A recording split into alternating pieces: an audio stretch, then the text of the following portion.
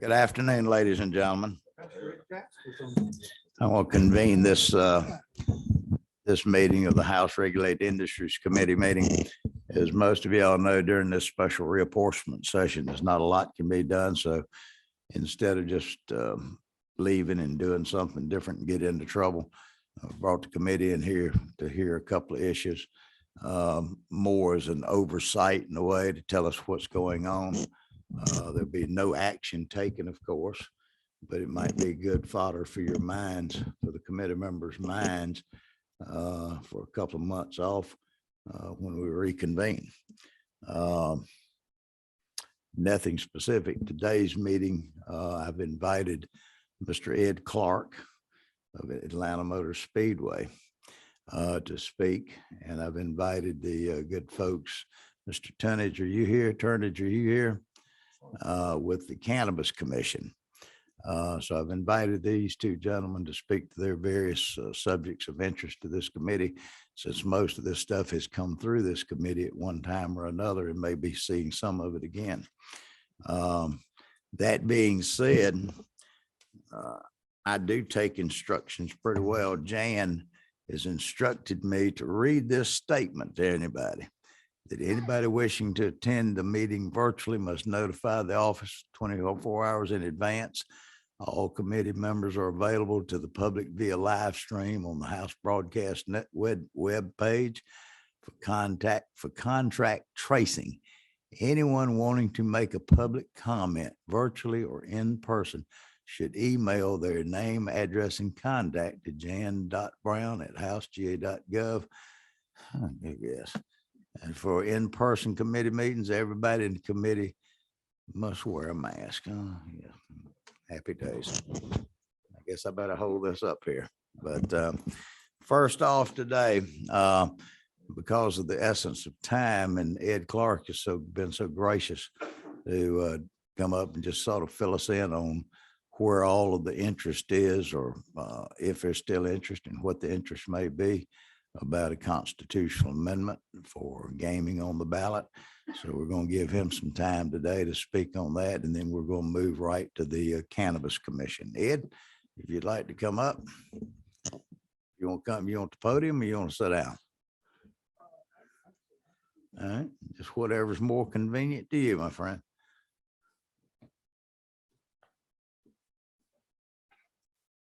I don't think I'm gonna look any better either place. So, first of all, thank you for the time. It's good to see the members of the committee and have this opportunity. Alan asked me to come and give a little update on, number one, Atlanta Motor Speedway's interest in having a resort destination facility there at the Speedway, and then I want to talk a little bit more about, in general, some of the efforts that have gone on collectively between the different individuals who are interested in this. So I'll start off real quickly with Atlanta Motor Speedway. A lot of you have heard our presentation.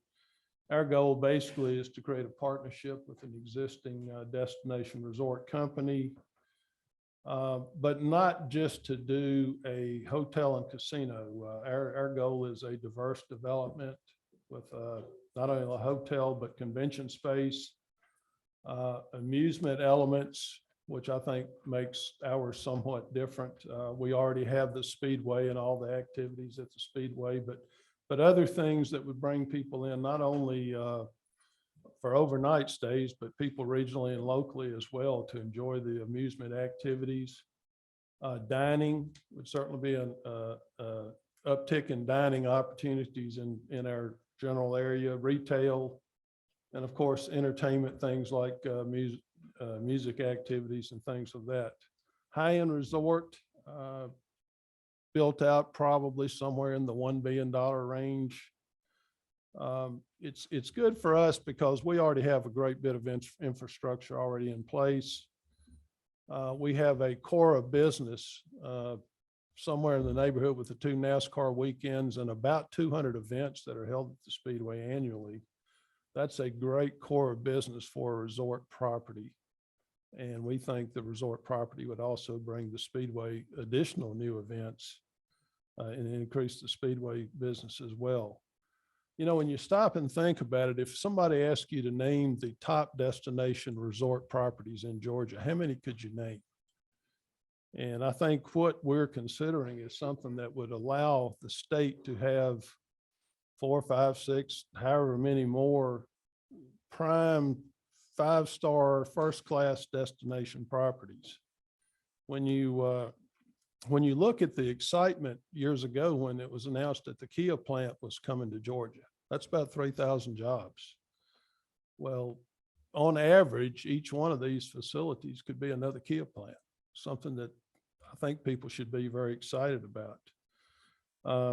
And they're economic engines.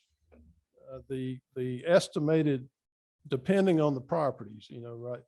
Obviously, we'd have larger properties in some areas with smaller properties in others.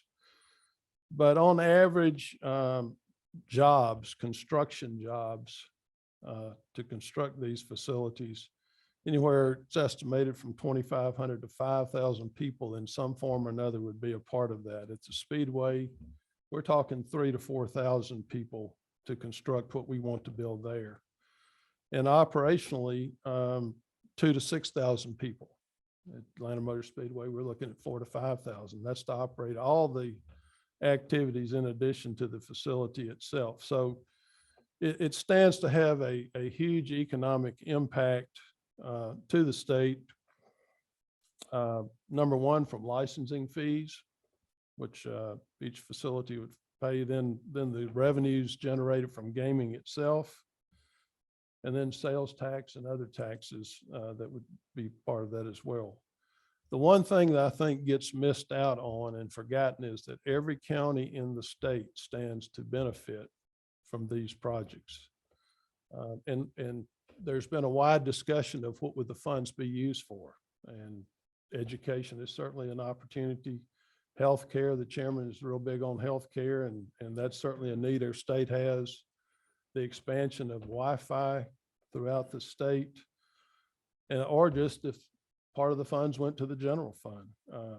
But money that the state is not getting now that would be generated through this. I've been fortunate to be asked to chair an organization that we have put together this year called the Georgia Gaming Coalition. It's a unified effort that represents about 14 of the companies interested in gaming in the state, some of the properties. We've also had conversations with professional sports teams in town, the Horse Racing Coalition, and various leagues and associations that work in professional sports. And I can tell you, we started out in April. I think we had about 30 people involved. Each person has stayed involved. We're still strong. We're still unified. And our objective is to encourage and support legislative movement on this matter. We're dead serious about bringing gaming to Georgia. And folks, it's just time. The surrounding states are currently taking action. Some have started long after the efforts in Georgia started, and quite frankly, some of them are ahead of us. And I would just ask, are we as a state going to continue to let these revenues go to other states, our neighboring states, and other places when we could make good use of the revenues here in Georgia? So specifically, our coalition is asking a few things. Number one, we would love to see a simple constitutional amendment that lifts the prohibition on gaming and follow that closely by individual legislation, whether it be for casino gambling, sports betting, or horse racing. We'd encourage you as a group to initiate conversation now concerning what issues there may be between the various parties, to go to work both sides of the aisle, and let's have conversations about what those concerns are and figure out how to perhaps make a compromise and make this a reality. We'd ask that you understand that betting is betting. We already have betting in Georgia. 28 years ago, we established the Georgia Lottery, and that is betting. So if your concern's betting, it's an old concern. The Georgia Lottery has put about 2 million students or assisted them with college education expenses, 1.4 million in pre-K. And to put this all in perspective, you know, the Georgia Lottery has passed, Sunday alcohol sales has passed. And we just ask for you to consider, if not now, when is the time for this? Revenues continue to go out of state to other states and out of the country from sports betting. And we just ask when Georgia will be prepared to realize the revenues and the benefits from it. We put a lot of work in. We want to work with the legislature and the individual members to work through concerns and to put a full out effort on seeing some legislation passed, hopefully this coming session. One last thing I'll conclude with, our coalition is going to host a reception for all members of the legislature on the 16th at 6 p.m. A few blocks from here, you'll all be receiving an invitation. We'd love to have you come and join us. Be a good opportunity for some individual conversation on the issue. And with that, I'll be glad to answer any questions you may have. All right, questions from committee members? Representative Jackson's going online. Beg your pardon? Representative Jackson's going online. Representative Jackson. Good afternoon, Mr. Chairman. Can you hear me? Can now, but can't. Hello? There you are. Yes, sir, Mr. Yeah. Jackson, Representative Jackson. Sorry, I'm not there, sorry, I'm not. Yeah, sorry, I'm not there, Mr. Chairman. Just left a funeral of a dear friend, but and I know we're not taking any action today, but I do have a question for the presenter. I appreciate his thorough presentation, but I can't think of any casino that is near a racetrack, probably because of the noise. Most casinos very seldom are near any place that produce a significant amount of noise, such as airports or railroad tracks. And I would like to assume that would apply to Speedway. And so, although we're not taking any action, Mr. Chairman, the next time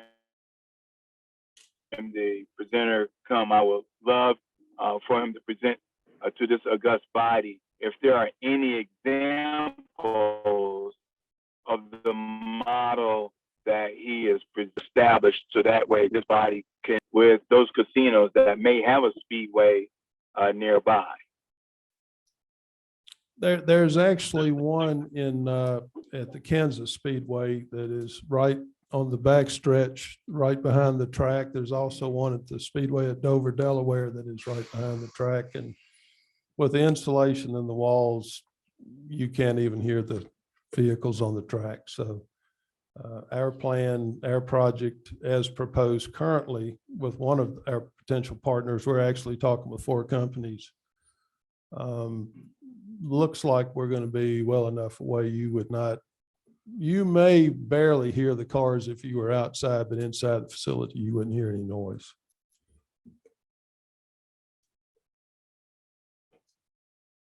Still there, Representative?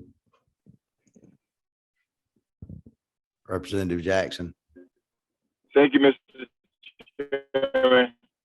I appreciate that. Yeah, thank you, Mr. Chairman. I would love to see that data, though, if it could be presented to this body as it relates to any potential noise hazard, so that way they would not have any concerns.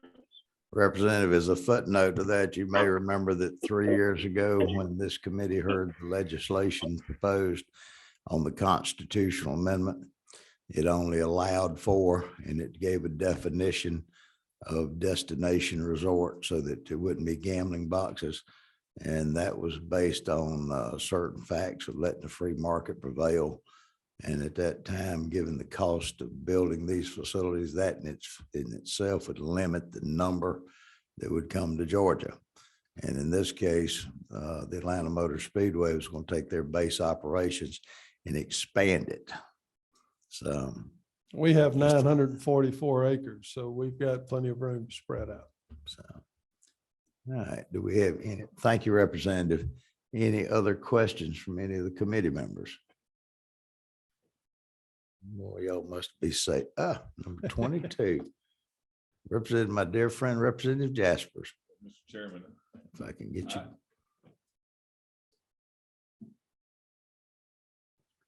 Oh, we have a malfunction. Why don't you try 21?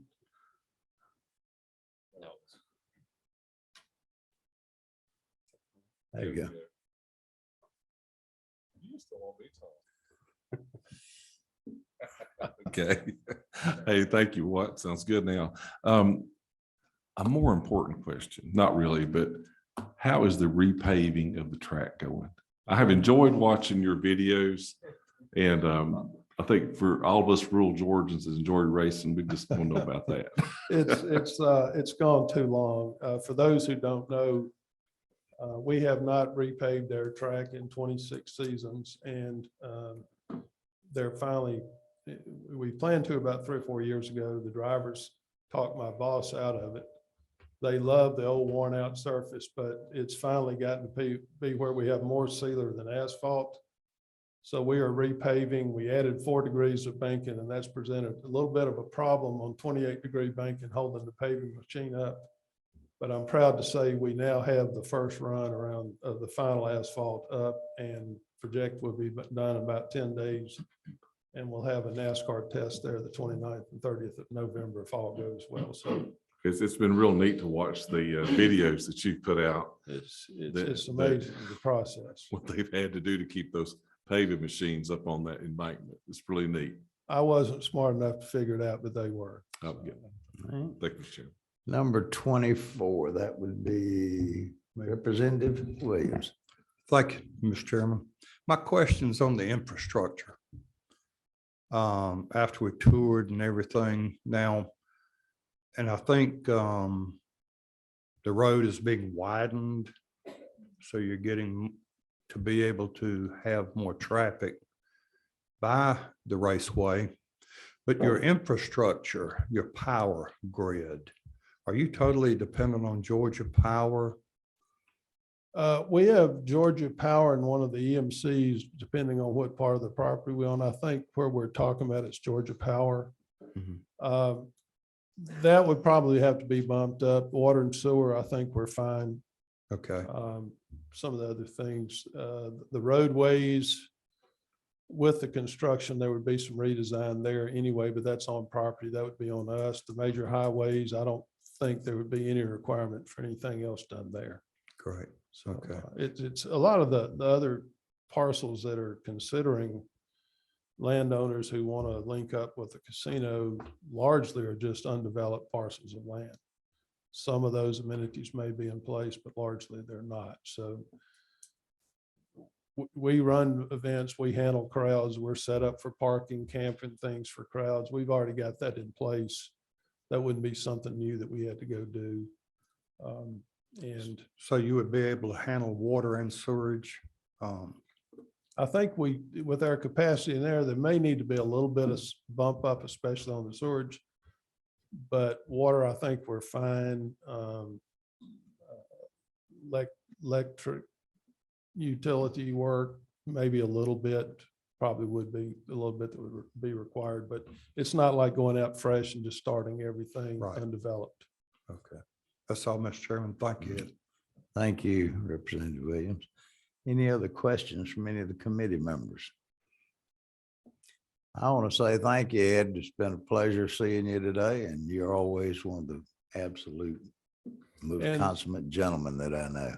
When you called me, we had talked about Derek Schiller coming possibly today to talk on the sports betting side, and he had another event he's doing today. I heard from him this morning.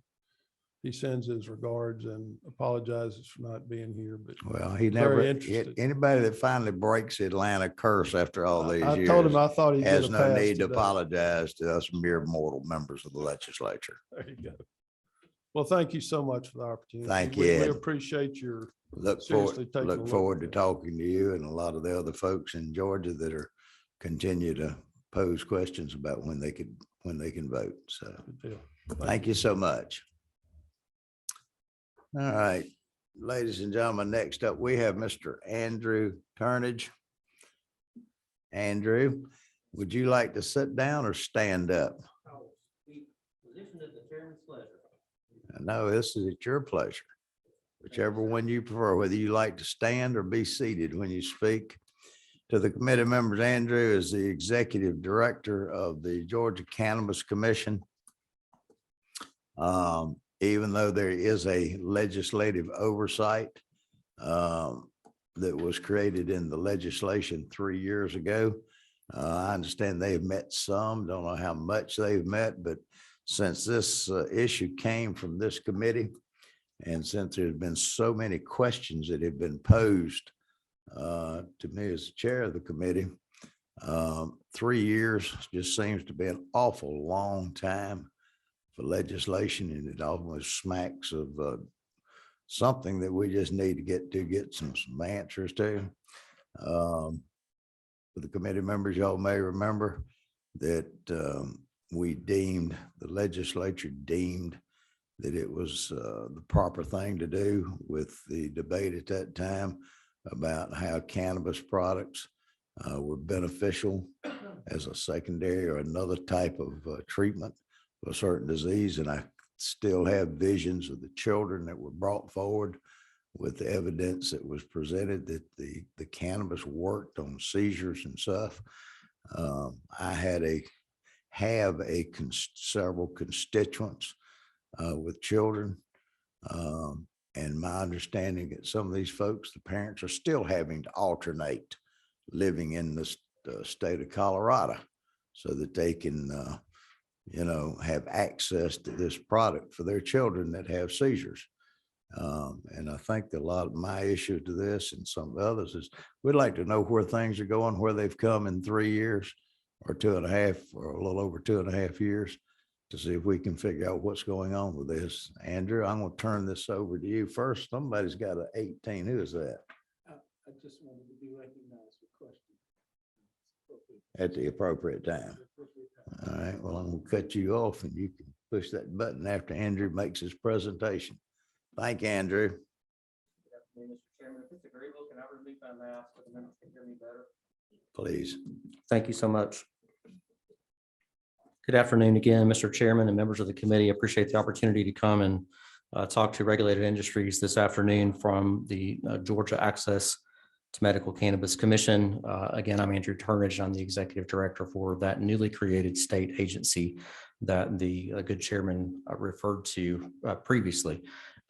Mr. Chairman, I have some remarks that I sent along to the committee that I wanted to make this committee aware of as it relates to this industry as a whole that are of public concern that I think. And following that, I'd be happy to answer whatever questions that you have related to the committee. Came prepared today to talk to you about Delta 8 here in our state and in various states across the nation, if that's agreeable. Sure. Floor is yours. Thank you, sir. The commission and the state as a whole is receiving a lot of questions from members of the public across our great state asking the question, what is Delta 8? And I wanted to speak to this committee about Delta 8. Delta 8 tetrahydrocannabinol, also known as Delta 8 THC, is a psychoactive substance found in the cannabis sativa plant, which marijuana and hemp are two varieties. Delta 8 is one of over 100 cannabinoids produced naturally by the cannabis plant, but is not found in significant amounts in the cannabis plant naturally. As a result, concentrated amounts of Delta 8 THC are typically manufactured from hemp-derived cannabidiol, or CBD. Hemp THC limits allow up to 0.3% Delta 9 THC. And just as a cross-reference, 100 milligrams of Delta 9 can be concentrated from plants with as little as 0.1% THC dry weight. While the products that are high in THC concentration levels are considered on the DEA Schedule 1 listing, the US DEA has not defined synthetically derived products. And basically, Mr. Chairman, what this results in is an unregulated product. There are really 4 items that I want to address in addition to several pages of information that I made available for this committee. Specifically, these 4 items are what I want to have as your takeaways. Again, Delta-8 is just one of many other novel cannabinoids found in cannabis, along with THCO acetate, HHC, THCP, and others that are creating a parallel market that does not focus on consumer safety. And again, there are 4 major concerns that relate to Delta-8 that I want you to be aware of. One is lack of proper labeling and packaging. Anyone in this room knows that any controlled substance that's available to patients in our state, anything that is of medical quality or medical grade, is required to have the appropriate packaging and labeling. These Delta-8 products are entirely unregulated and do not have those requirements applied to these products. Number 2 is the lack of testing. Again, if you think about the food that we eat, that is, of course, heavily regulated from the water that's used to grow those plants, the soil, the insect control, the pesticides, all the way through the packaging process, the delivery process, and how it's available in the stores. These are all requirements that are not placed on Delta-8 products in the process. So there's a complete lack of testing or oversight. The third, and of great concern, is accessibility for youth. One of the things that you may not be aware of, ladies and gentlemen, is you can basically go to any of your fast gas stations or convenience stores and find Delta-8 products on the shelf in any of these in your neighborhood right now today, and make those purchases without showing any form of identification that would identify your age. Fourth and finally, again, of concern as it relates to this commission and this industry in Georgia, which is brand new and whose regulations are brand new in our state law. The Delta-8 products and other products like them create a parallel market with no regulations or barriers in a regulated market with very high industry standards. And just to contrast that, I know that the members of this House know the requirements that were passed with Georgia's HOPE Act and subsequent bills that place requirements on the industries who will be afforded under our law to grow cannabis plants and to manufacture low THC oil and products in our state. These products do not have those same requirements.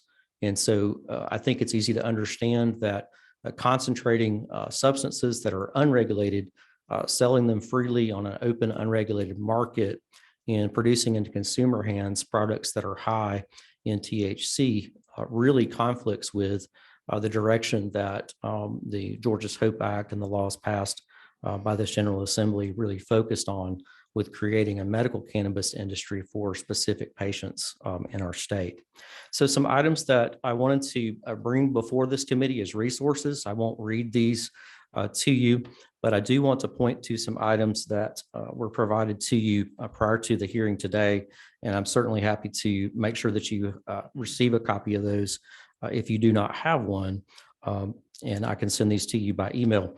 First of all, the U.S. Food and Drug Administration in September released a consumer update titled 5 Things to Know About Delta-8 tetrahydrocannabinol, or Delta-8 THC.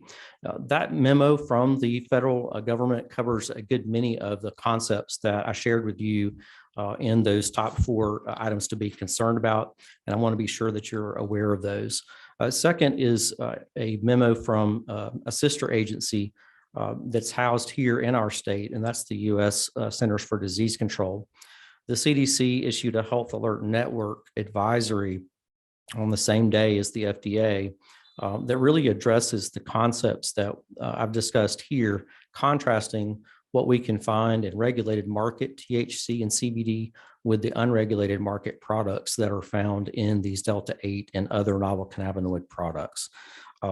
Also related, I'd like to point you to some additional resources to look at what other states' attorney general and poison control centers have issued as memos in other states. And specifically, I've provided links for West Virginia and for the state of Michigan in my resources to you, Mr. Chairman. So that's just a quick information session for you on Delta-8. I want to be sure that Regulated Industries is aware of Delta-8. I wanted to address a little bit about what it is not, and mainly underscore that it is an unregulated product in our state. It's available for minors, and it certainly does create a parallel market for the industry that our General Assembly has created for medical access patients to low THC oil in our state. And with that, Mr. Chairman, I'll be happy to take the questions that you or the members of the committee have. All right, well, we've got a few questions, I think, to deal with the Delta 88 before we move to the other questions and about the commission and where they are. Dr. Hawkins. Thank you, Mr. Chairman. Andrew, isn't it true that Delta-8 was actually legalized in the 2019 Farm Bill? So the products from which Delta-8 is derived definitely legalized the plants from which Delta-8 products are made. And specifically, hemp is the primary source for that. Right. And just to clarify, the levels of Delta-8 that are found in these products are not naturally occurring. So to say it differently, for the farmers who are growing that product in our state, you would not find Delta-8 at that level in the plants that are leaving the farms in Georgia. So I'll follow up to my question. Since they inadvertently did that, is there any action on the federal level on this issue, to your knowledge? I know that there are various bills that are pending. I don't have direct knowledge that there's any movement for the passage of those bills in the current session in Congress. There very well may be a representative, and I'm not aware of it. How about in this state? Do you know? I'm sorry, ask the question How again. about in this state? Is there any action being considered on Delta-8? I'm not aware of legislative action being considered for Delta-8 at this time, and it's one of the primary Okay. reasons for bringing it before you Okay. today. Thank you. Yes, sir. Let's see, number 12, Bennett. Thank you, Mr. Chairman. And question, you mentioned in the end of your presentation, sir, that this Delta-8 market is available to young people. Did I understand that correctly? Youth? Yes, ma'am. And in what format? Is that being used for medical treatment or just recreational? No, ma'am. The Delta-8 products right now can be found on the shelves in convenience stores across our state with no packaging, labeling, or age requirements. This is my personal opinion. It's not a reflection on my position, but what I have personally observed in stores and in my area of the state is many of these products look like snacks or candy. May I follow up, Mr. Chair? You certainly may. So if I were to go into a convenience store, what would I look for to identify this product? Yes, ma'am. The products vary widely in their marketing structure or package. So a lot of it depends on the area of the state that you're in. But, you know, I would challenge any member to feel free to stop by your local gas station or convenience store and ask the clerk if they have Delta-8 products and see what you see there. One final question, sir. So would it be found as Delta-8 or is it camouflaged as something else? In candy, cookies, gummy bears? How would I, as a consumer, identify that by walking in the store, keep my child from having it? And Representative, I think you're asking the exact right question. I think for parents, it's very difficult to distinguish between what's a non-THC product versus a Delta-8 product in that environment. Thank you. Thank you. Representative Walensky. Thank you, Chair. With Delta-8, you said it doesn't occur naturally. And then obviously the cannabinoids is put together to create this product. Are you concerned with the process of doing that? Or are you concerned with the non-labeling of the product, which I agree is very concerning? It's an excellent question, and I'll say both in response to that.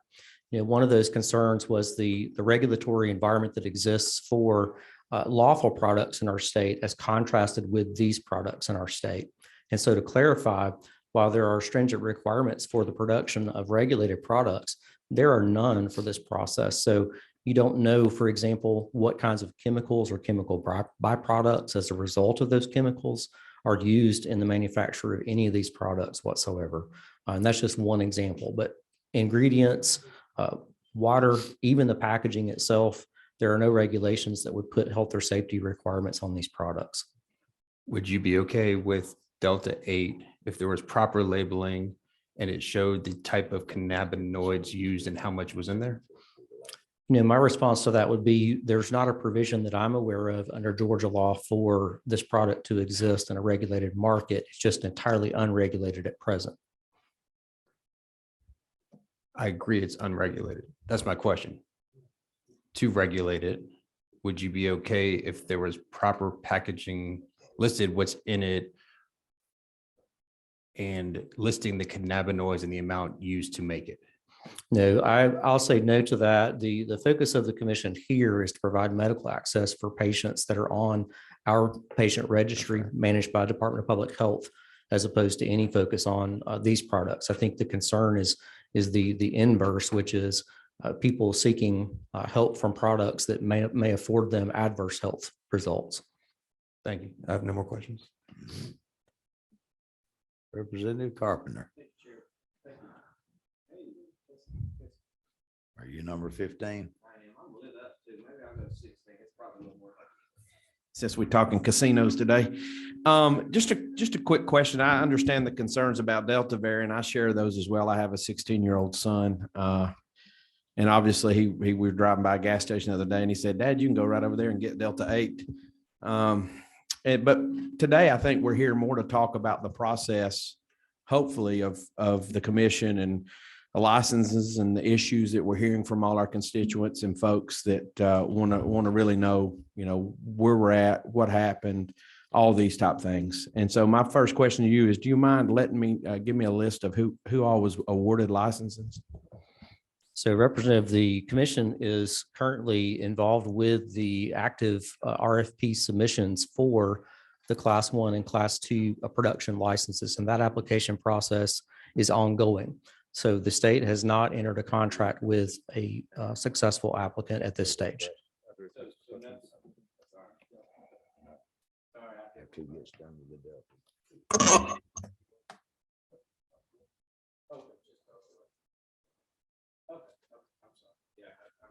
I definitely understand the concern about Delta, but so you haven't, nothing's been awarded at this time.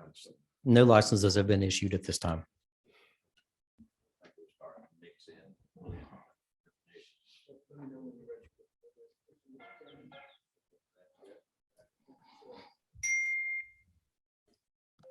Thank you, Mr. Chairman.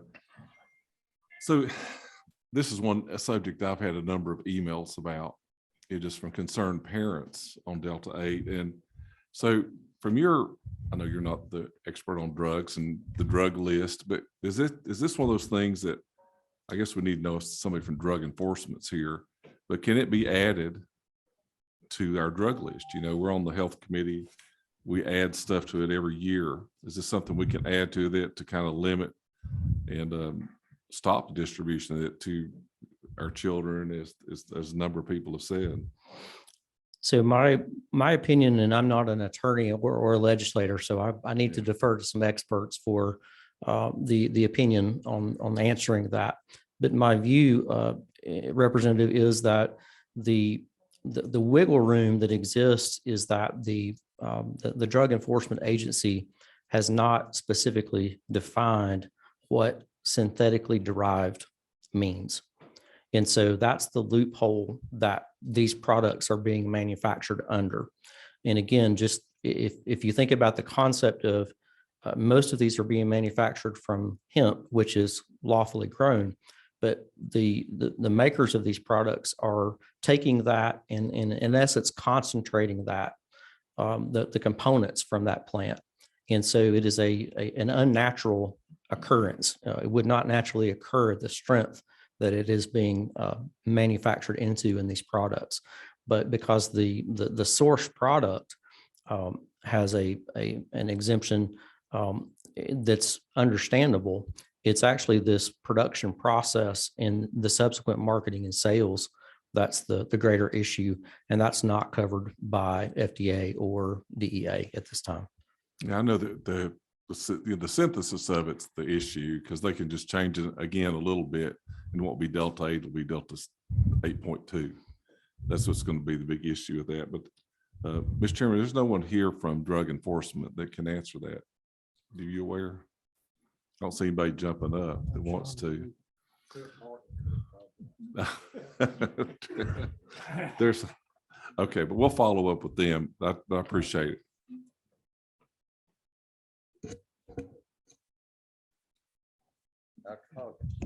Sean Marie, can you answer that question for us, or do you know?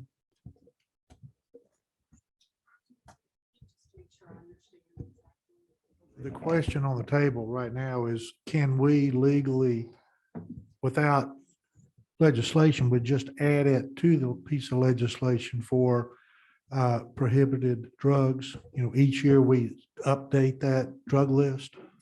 Could we do this? Now, this is a natural occurring product. What Andrew's saying is correct. They are increasing the concentration chemically. So in a sense, it is a produced pharmacological product. And under that, could we not add that to the list? It sounds like that may be a possibility. Right. In order to prohibit the sale of that product, there may be other things that you may want to look at in terms of regulating that or to make it a crime, but that does sound like it might be a possibility and something our office could look into to be certain about that if Great. you would like. All right, thank you. All right. Mr. Carpenter. Just a suggestion, maybe we could just throw a really big heavy tax on that thing and to price them out of the market. Have you switched parties? Oh, I'm sorry. You didn't hear this comment. Sounds like he's from Washington down here. All right. Do we have any other questions of Director Dunnage about this Delta 88 product? If not, let's go into the next phase of this. Let's talk about the cannabis. The legislation that was created almost 3 years ago to set up a commission to allow licenses for growth to start putting medical product on the shelf. Could you just give us just a little bit of information? What's gone on in the last 2.5 years? Why are we at a point that people that are still deserving and needing of this product still haven't gotten it? They're still on a process of grow operations. Could you?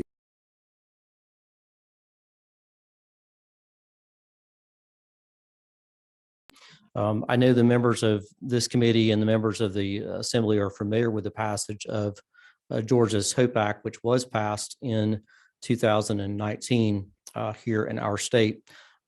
That law would have taken effect upon signature and effectively there in the middle of the calendar year of 2019. That November, the members of the commission were appointed.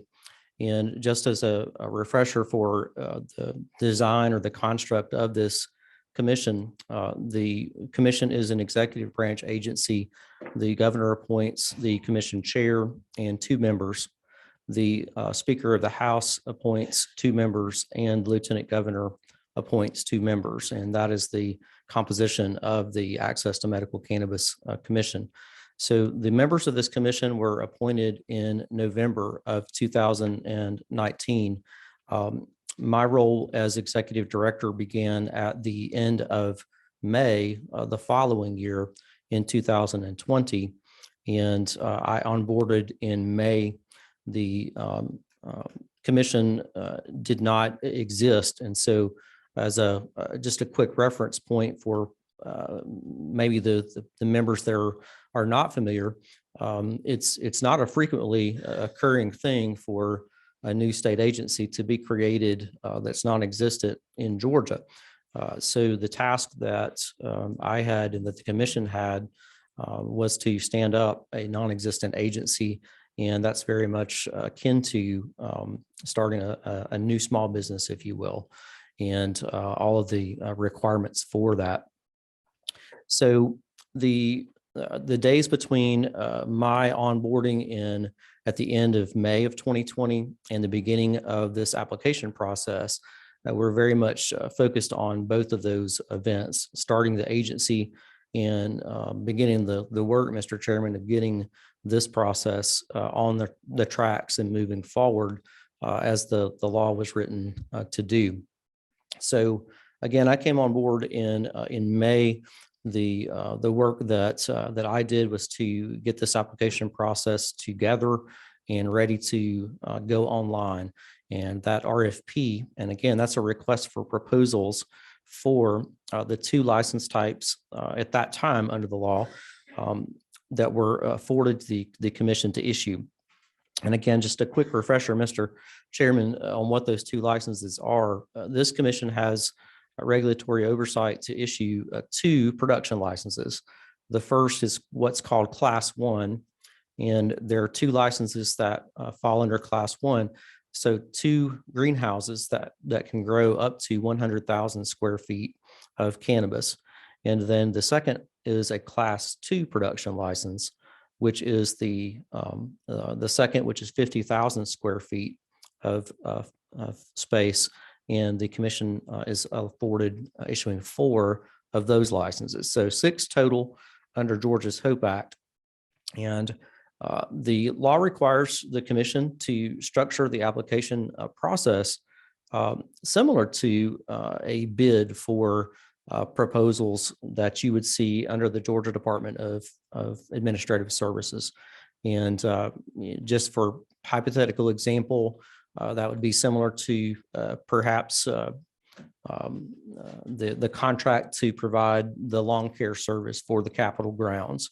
That would be put out for bid through DOAS, or the Department of Administrative Services.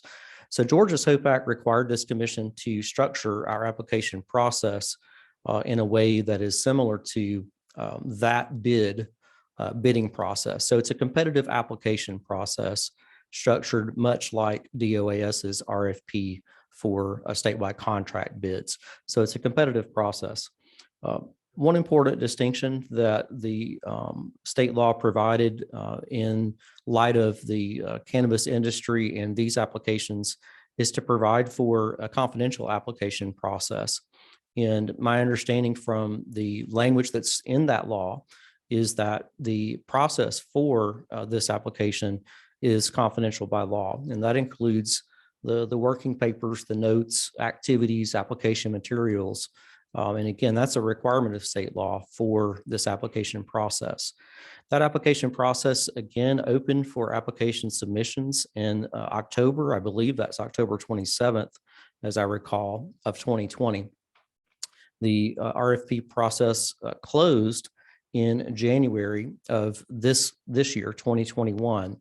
And the activities that are required for, again, just like DOAS for that process, is to go through and evaluate those applications to select applicants that are intended for award in Class 1 and Class 2, and then to make that notice of intent to award, which the commission did in July of this year. The remainder of that process, again, following the same requirements that are afforded to bidders in a similar universe at DOAS, does require for a protest procedure. And so one of the requirements to submit applications into this process, whether you're a Class 1 applicant or a Class 2 applicant, is to be afforded what's essentially a due process right to be able to protest the selection of intended awardees for those 6 license contracts that the commission has regulatory oversight for. So the commission received 69 applications in that process and conducted the evaluations for those. And the commission is currently in the process of going through the protest procedures as is required in that RFP process and as required by state law. So I know that that's a lot of information, Mr. Chairman, but that's a quick walk through my time in the last 18 months that I've been on board as executive director. I think you just opened it wide open for an awful lot of questions, and we're fixing to get into a little bit more discussion. Mr. Mitchell. You've been right antsy over there. Thank you, Mr. Chairman. As you know, specifically, this has been an issue that I have been a part of since this notion of legalizing marijuana for medicinal purposes. And so it's good to have you here, Mr. Turnage. And I will tell you, and I think most of the members here who were here when we put this together can tell you that it was the legislative intent for small and historically disadvantaged businesses to share in the economic opportunities that this will create. I'd love to hear where we are with that. It was our intent to not make certain communities just consumers, but real social equity. And that was actually designed in the law. And I'd love to hear, I'm hearing from many of businesses that with the pricing, the fees, that is really excluding small disadvantaged historically businesses who don't have these opportunities. I'd love to hear your response to that. It's an excellent question, Representative, and I appreciate it very much. The most important thing that I think answers that question and many others about the application process is the application, which is, and I would refer everyone to take a look at the commission's website, because the notice of intent to award, along with all of the RFP documents, are posted on the commission's website. That website is www.gmcc, like Georgia Medical Cannabis Commission. It's www.gmcc.ga.gov. So the RFP documents are posted there. So you would see today, Representative, exactly what the applicants saw when those documents were posted in October when this RFP process opened. It's my hope that you would be pleased with the language that you see in the RFP documents there, because it exactly mirrors the requirements that are in the Georgia's HOPE Act for minority business enterprises, as well as invigorating growth in Georgia's Tier 1 and Tier 2 counties, as was a statutory requirement in the law that was passed. May I, Mr. Chairman? Typically, in these kinds of bids, the powerhouse companies, the companies that are well-resourced, have literally departments and employees that can monitor the requirements and come up with great proposals. Those who wish to latch on perhaps as subprime partners can go to maybe a bid meeting, meet those who plan on bidding, build up a relationship, and those kinds of things. Because of the pandemic, I understand we did not have these live pre-bid kind of sessions, which I think puts the small business owner in further peril. It's certainly a disadvantage. I was just wondering how we're going to compensate for that. How are we going to get the opportunity for small and historically disadvantaged businesses to be able to build up a relationship or let others know that they are capable of producing a great product and fulfilling the original goals that the legislature intended when we created this? I concur with your sentiments on the not just the construct, but on the application of the law. It's one of the requirements for me as executive director. I like the language that Georgia's HOPE Act has, because it creates a clear understanding for any interested applicant to know what the requirements in order to apply for that RFP are. And just to clarify, Georgia has a good structure in place to become certified minority business enterprise.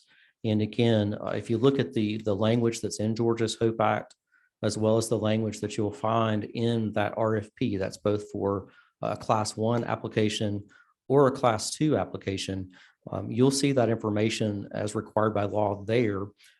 It's not just there as a checkbox, it's there as an opportunity for demonstration by the applicant that they are what they said that they are. Yeah, Mr.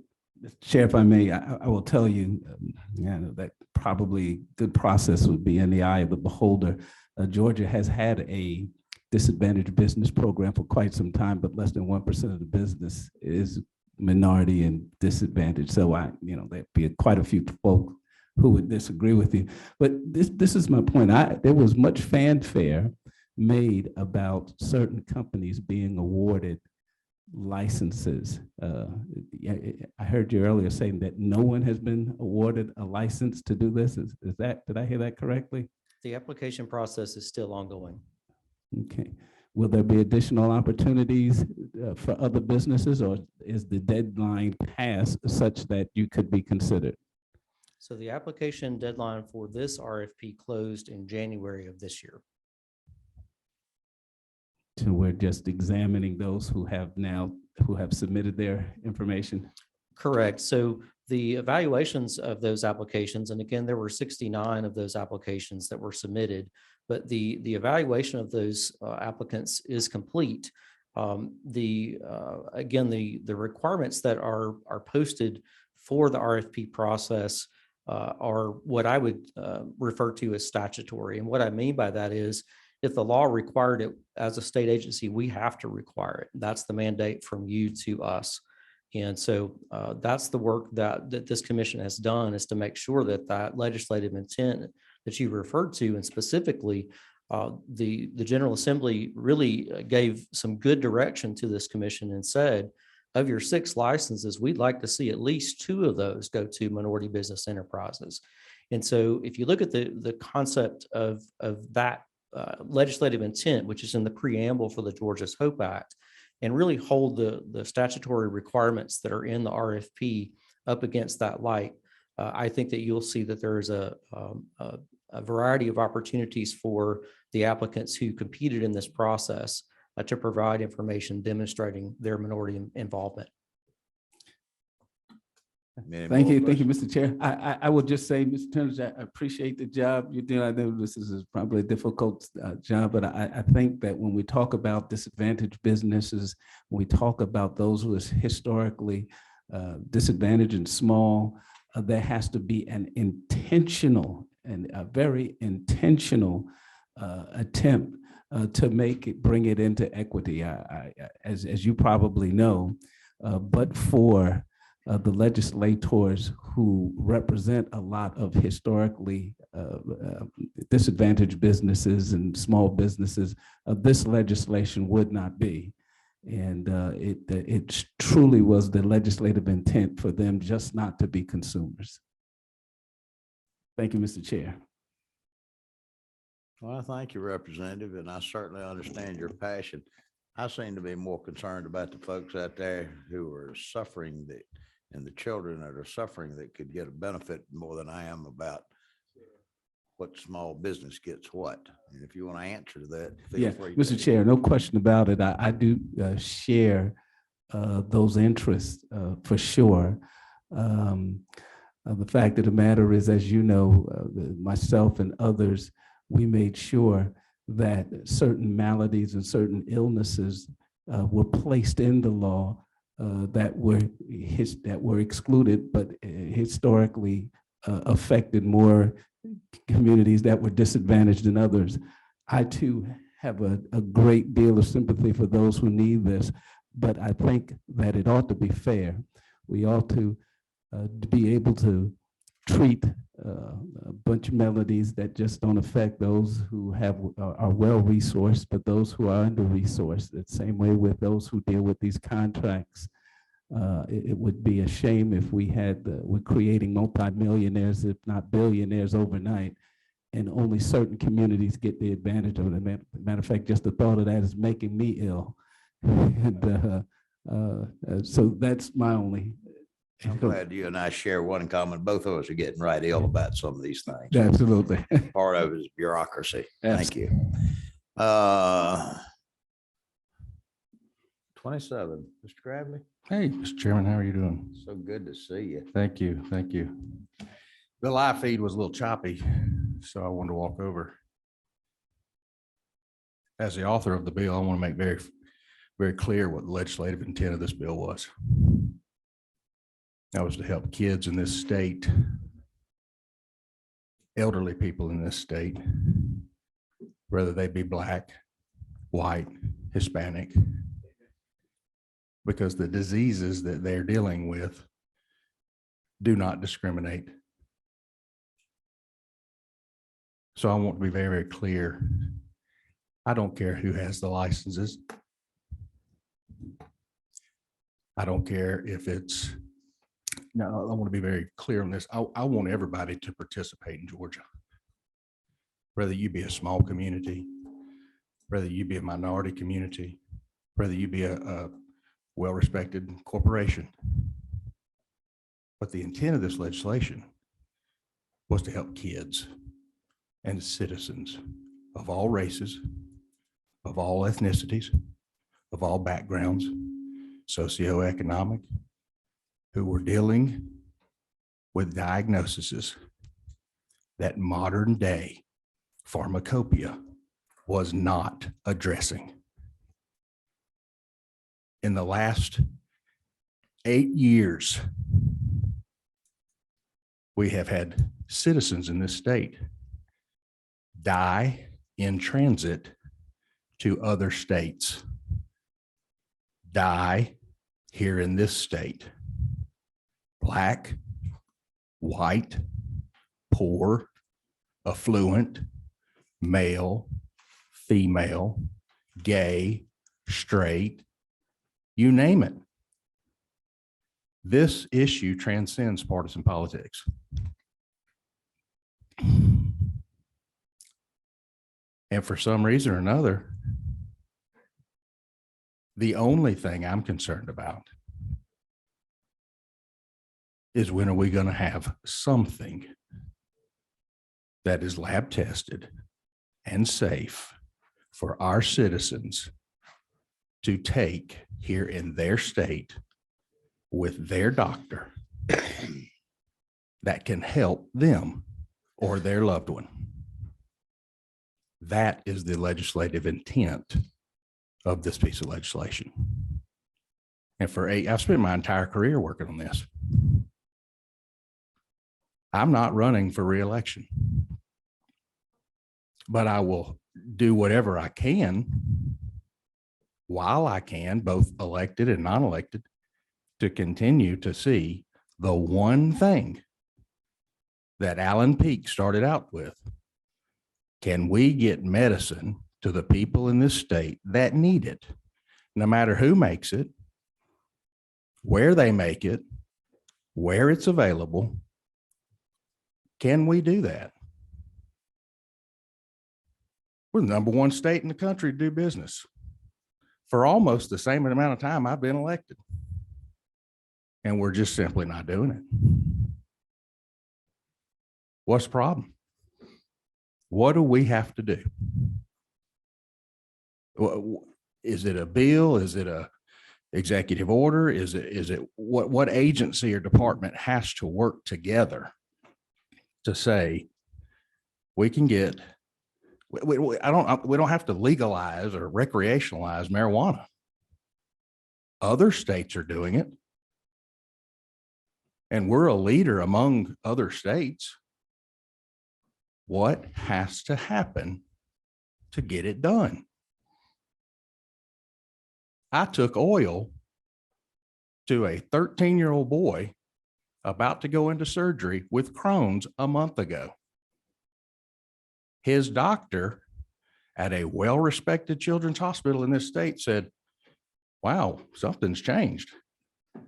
The change was that it helped him. I've known this boy's family since I was in high school. They simply reached out. Where can we get it? You can't get it. I thought you passed a bill. I did. Well, what's the problem? It's helping their son. And there's countless stories that every representative in this body, both the House and the Senate, constituents. Yeah, a lot of people stand to make a lot of money. I can tell you this, I ain't one of them. I simply want to see the citizens of this state have access to a lab-tested, safe medicine. Mr. Chairman, thank you.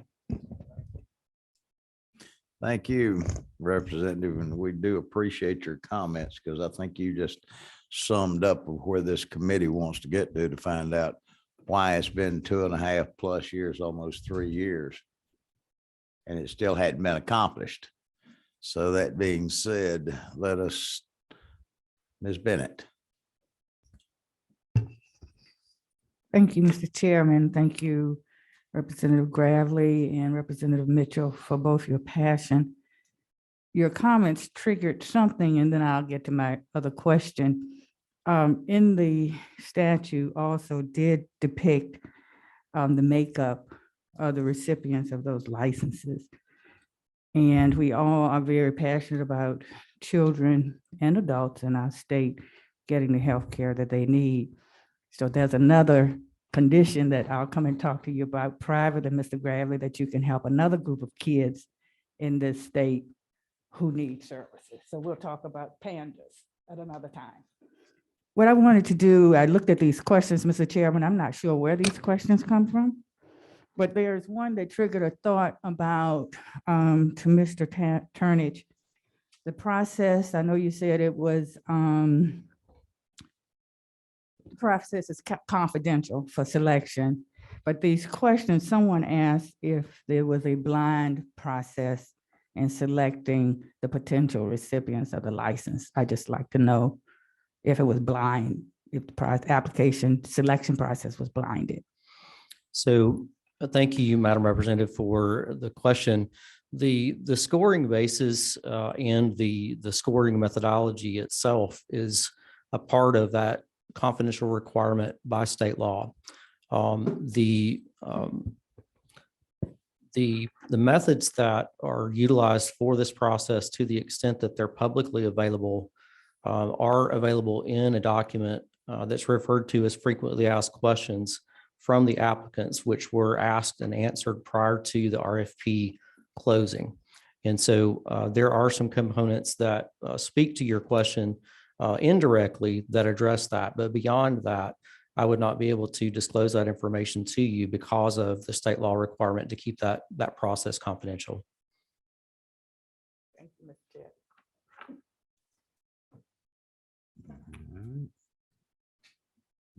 Interesting. Mr. Carpenter, one more time before we get into that. Thank you, Chairman. So would it be fair to say that, or a question, hindsight's always 20/20. Do you think that looking at all the drama that's surrounded this situation, that maybe using a third party person to score the criteria and then submit it to the commission would have been a good idea? Those decisions, Representative, are outside of my authority as executive director. Those would be a combination of items from Georgia law, from appropriations, and from the decisions that the commissioners can make as those items come together.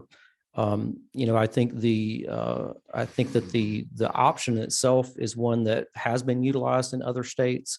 I think that, again, looking at the state law requirement for this to function like a bid through DOAS really speaks to what the law requirements are for Georgia and Georgia's process. Frankly, I have not had the opportunity to look at that to be able to give you a well-rounded response and say whether a third-party consultant is something that would have made a difference in this process.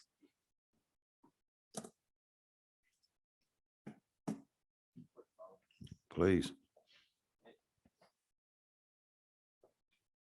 And so the next question I guess I have is, what is the time frame? Obviously, we're in the protest situation right now and there's litigation But what is the time frame that, regardless of the outcome of that, what is the, I mean, I'm sure you have a goal in mind, a target date of, hey, man, this needs to be manufactured by here, right? Because, we're sitting out here in the middle of no man's land on this thing. And a lot of us took a lot of heat for voting on this thing, but we did it with the understanding that we were going to get this to market. And it just feels like we're not getting to market. And you mentioned small business mentality of setting this thing up. And as a small business owner, I can tell you that if it took me this long to put my small business to market, the model would be broke by then. So just Careful. What's the Careful. Sorry for the Careful. language. They thought the chairman was speaking here. Yeah, sorry, Lane. And it's not, and I get it. You started May 20. You inherited the drag nature of the beast. But where are we at? I mean, what's the goal in mind? I think it's an excellent question, Representative. And, I'll just simply say from my perspective, as well as from the commissioners, there's absolutely no desire to create delay in this process. One of the important distinctions to make, however, is that the process does have key requirements as a result of the way that the RFP is written, as well as the requirements of state law. So if those items are overlooked or neglected, then it creates a situation where the state didn't do what it was either required to do by law or what it said it would do in the RFP process. And in either of those situations, it would complicate access for patients. Our work here in this process is to do a pair of things. One is to do what we said that we would do. Two is to do what the state law requires us to do. But third and most importantly is to make sure that we don't do something that creates further delay for Georgia's patients by haste, neglect, oversight, those kinds of items. And so that's imperative for any state agency, not just this one, but trying to work very diligently to ensure that things are done according to the process and procedures that are outlined for the application process. Once a license contract is issued, Representative, all of the companies that have expressed this publicly have indicated various timeframes, and I testified before this committee and I believe a subcommittee in previous legislative sessions when the same question was asked, and the timeframe for going from groundbreaking to a product available to on the shelf varied from the various industry partners that responded to that. One of the things that I can say for sure, though, is that there is a time trigger in Georgia law, and that time trigger requires any licensee that receives the license contract to have a product available and on the shelf within 1 year of that license contract being signed. Done. Mr. Mitchell. Unless you're about to have a fit, you got one more lick at minority participation, I'm sure. No, I will say, first of all, I'm sorry to hear my good friend, Vice Chair Gravely. This will be his last term. We've done some great work together. You've represented your constituents well. But let me just say this. I agree with Representative Carpenter that this was a difficult vote, as is many of the votes that we take. And what we do, and I believe that most of the legislators will agree with me, when we get to these difficult votes, we see what tips the scale, much like with gambling. If everyone gambled like the lottery would be out of business, and perhaps all these casinos would be out of business. But one of the things that tips the scale is the good it could do. I don't think anyone can deny the good that the Georgia lottery has done for the state of Georgia. And I view gambling and others the same way. Medicinal marijuana, I view in that same way. I think that there are some hazards that we're going to have to look at when we legalize this. But what are the benefits? Well, some of the benefits are giving small businesses an opportunity to share in the economic opportunities. Yes, we all care about the kids. We all care about the maladies, but what are the other good things that can come about as a result of this? There's other ways to find funding for kids if we were truly just interested in the kids. If you're just truly interested in the kids, tell truly, you know what, I shouldn't mention it. Tell those other companies that they couldn't make a profit, just make enough to take care of the kids and see how many would be interested in this process. I think it's foolish for us to stand here and say this is all about the kids, but let me make as much money as I possibly can as well. So if we're going to help the kids and we're going to help businesses who help the kids, let's make certain that the process is fair. I think that in the legislation is a review period that after, I think it's 2-3 years or so, we get to review this again and to see if those goals have been met so that other remedies can take place. And that's all I want to emphasize, Mr. Chair and my colleagues. Thank you. I'd like to ask a question before we move on to the other questions. I know that there's a lot of things you can't divulge. I know that there's the process is being held up because there's some pending litigation by a lot of the folks. I've heard a lot of odd and end stuff about how this process worked and all of that.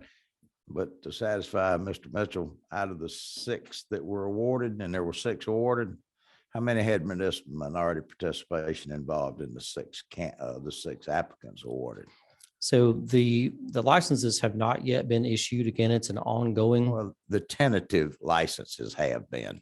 So Mr. Chairman, I'll have to look and see if that's information that I can disclose to you or not. I'm not sure that I can give you a number at this time. I can't say whether that's been made public yet or not from memory, but I can certainly look at that. If it is, I'll be happy to send that information to you right away. Yeah, I think we're going to probably wind up having another one of these meetings either now or certainly come January. But before I get into asking any of my questions, we've got a few more. Representative Walensky, please. Thank you, Chair. I'm excited to say that I knew Representative Gravely when he was first getting his movie tickets for the Hope movie, and I bought the first ticket from him. And I've seen him age beautifully to get this done. And I remember this young man when he came up here as a student from Emmanuel College with a government class, and he had hair on his head. But yeah, getting this done is crucial and vital for many in Georgia and the health of many. But I sort of feel like I'm about to enter a congressional hearing where I ask a bunch of questions and the responses, I can't say that are limited. So I'll try the best I can and we'll see what we can do. So one thing that was pretty clear based on things I saw was the redaction of the RFPs. Who redacted and why? The ones that the public can see. As far as the requirements for redaction, I would refer you, Representative, to the requirements that are outlined in that RFP process that speak specifically to redactions and what information could become available if it's not identified as proprietary or trade secret in the RFP application process. Another component that I would refer you to in the RFP application is for the applicant to identify that information with their submission. I think the answer to your question may be more direct, Representative, if I can jump ahead and say the distinction here is that this is an active application process, and that's what the law provides confidentiality for. I think the General Assembly, when looking at the industry as a whole, recognized that there was a high level of interest in the cannabis industry in our state. I think that it was recognized that there were a lot of interested applicants in the process. And in light of the activities similar to this in Georgia and other states, I think that the industry view would be that anything that falls into those funnels is important to protect from a competitive standpoint in a highly competitive industry. Those are reflections and not requirements on the applicant in the RFP process. But what is noted that goes to the direction of the question that you're asking is that once the license contracts are issued, that contract, along with a copy of the applicant's application, do become a public document once that contract is entered into. So that's an important distinction, again, between an application process versus a license being issued. Does that make sense? Yeah, I'll go with a yes, but all right, right now it's an active situation. Thank you so When much. you have given out the 6 licenses, if we still are at 6 and it's not active anymore, will those documents be not redacted, or do they stay redacted? Just yes, it's a yes or no question. If I had to choose between yes and no, I'll say yes on the trade secret redactions. Okay, and then who decided for the application what could or couldn't be redacted? While Georgia law outlines that information, it's the applicant's responsibility to submit it the way that it's submitted. But when y'all got it, it wasn't redacted. Y'all got an unredacted version. So the RFP requires an applicant to submit both.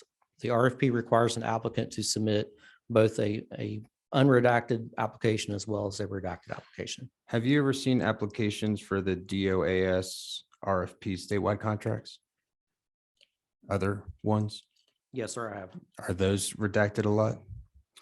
The state law requirements for DOAS. No, I'm saying the ones that you've seen, the applications you've seen for these other ones, are they redacted from ones you've seen, not dealing with this? The state law doesn't require redactions for those. Okay. Have you seen other applications for DOAS, other RFPs besides these for this? Have you Have ever I seen other applications submitted to DOAS for any variety of things? Is that? Yeah. I have. Are those the ones you saw, were they redacted? I don't recall. I don't believe so. Okay, and do you think trade secrets are more in this area than in those areas? If for some reason, the redactions here seem to be a lot greater. I don't think there's a comparison between the ones that I looked at and this one. I don't recall seeing trade secret items in the ones that I looked at. Does anyone decide when you receive the applications, does anybody decide if they are trade secrets or not to go out to the public or not? Or is that just totally given to who's sending the application? It's just accepted as is? So again, the trade secret requirements, and again, it's a requirement in Georgia law for a Right. trade No, I'm secret asking- affidavit. I'm asking, they're going to do their procedure to figure out if it's Georgia law. When it comes in, does anybody check to see if what their redacted version is actually trade secrets or not? Does anybody review that, or they just accept it as is? That expectation and responsibility is on the applicant. I'll just ask a little about the grading system. Was a grading, is there public or even private to the companies who applied a specific grading system for each section given out, or who knows the grading system? So the commission itself is aware of the grading system, but that is another component representative that is confidential as a requirement of state law. In this one, was there a max amount of points you could get for each section? Again, that construct is also confidential by section, by state law. There is a maximum, a number of points that was made publicly available of 1,000 points. That was indicated in the RFP when it went live. And of the 6 tentative licenses, the lowest one, are you able to tell me how many points they got? I could tell you that report of scores is posted on the commission's website, and I don't remember the numbers from memory. So the reported scores of the 6 tentative licenses is on the website. Yes, sir. The report of scores for all applicants is available on the website. But it's confidential for each section. How many points can be given for each section, and also how many points each applicant got for each section? That's all confidential. That is correct. That skips a lot of my questions.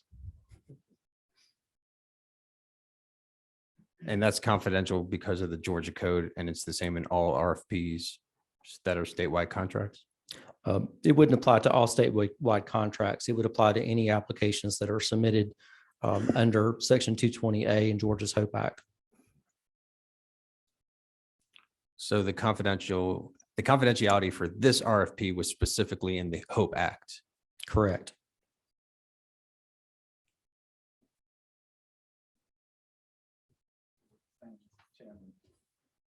The provisions don't sit well with the policymakers. Policymakers have to change policy. Regarding a third-party process, was that in the HOPE Act or is that another part of Georgia code? I'm sorry, I don't understand that question. If you could restate it. When Representative Carpenter was asking questions about using a third party, you mentioned that it was limited based on Georgia code. So is the limitation on using a third party to review the applications, is that in the HOPE Act, the way the HOPE Act was written, or is that a separate part of the Georgia code? The previous question that you're referring to, I don't remember it being in the direction of what you're asking, but I'll just simply say the commission does have statutory authority to engage for contractual services and consulting. So that's a statutory authority. I think what I was referring to with the earlier question was the combination of the requirements of the RFP, Georgia law, and appropriations when combined did not afford an opportunity like that for this RFP. Who made the decision for this of who would review the applications that came in? The Georgia's HOPE Act identifies the responsibility for evaluating those scores to the appointed commissioners. And the commissioners, what did the commissioners decide was the way that they were going to be reviewed? Who was going to review them? That's an activity that is confidential under Georgia law as an activity for this RFP submission process. So a third party could have been used and we wouldn't know right now. I mean, I'll just simply say, I think that public information would avail you that the commission didn't receive appropriations to utilize that type of service. Okay. So If it's that's a- confidential what the commissioners, it's confidential how the commissioners decided. Well, first that it is confidential who the commissioners decided to review the application, also confidential in the HOPE Act of how it was graded. Both of those are confidential under this law. Both of those would be an activity of the application process, and that's outlined in Georgia law. When you're saying Georgia law right now, are you referring to the HOPE Act? Yes, all of this is governed by the Georgia HOPE Act. And is that, what was the term you just used? Application, what was that? I'm sorry, I don't recall specifically what you're asking about. All right, so in the HOPE Act, got like two more questions, I think. The HOPE Act, in the HOPE Act, it states it's confidential of the points submitted under what part of the HOPE Act? I think Representative, the question you're asking is what is the section in Georgia's HOPE Act that applies to this? And it's 1612-220A as it relates to the confidentiality of the process.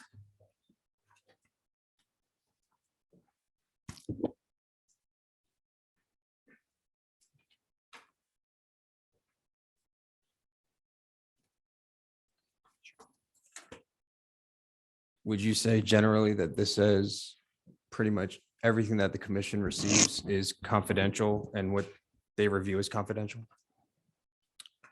I think 220A encompasses a variety of items, and if necessary, I'm certainly happy to review those items. But specifically, it states all working papers, recorded information, documents, and copies produced by, obtained by, or disclosed to this commission pursuant to the activities conducted pursuant to this part, and that reference, this part means part 2 of the act, and part 2 is this application process. Does a company that got the tentative license has the tentative license, do they know how they did on each section?